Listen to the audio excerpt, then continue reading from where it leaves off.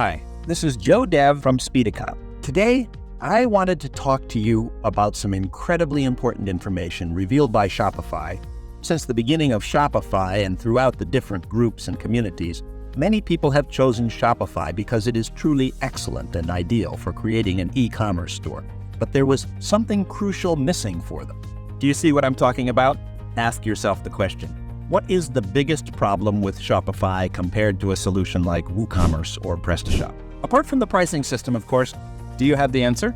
All right, I'll give you the answer. It's the one-page checkout. And yes, after 6 years of requests, Shopify has finally listened to us. They have announced that in a few weeks, you will have the ability to create a single-step payment page, commonly known as the one-page checkout. You might be thinking, Joe, is this only going to be for ultra-expensive subscriptions? Well, not at all. Apparently, it will be for everyone, and that's pretty cool. If you don't know what I'm talking about, let me give some context for the newcomers. Shopify's checkout is divided into 3 stages: customer information, delivery, and payment. Even though external applications to Shopify existed to replace this step-by-step system, it wasn't really native, and so there were many problems with statistics and other issues. In fact, many such applications have shut down. Anyway, a native solution will always be much more stable and efficient than a bypassed solution.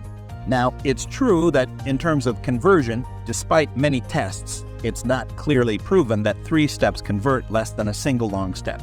But it was an incredibly requested thing, and it's true that e-commerce owners like it. And that's what's most important. Anyway, whether you like it or not, you will have the choice to build your own checkout using a drag and drop zone system. Of course, within the limits set by Shopify.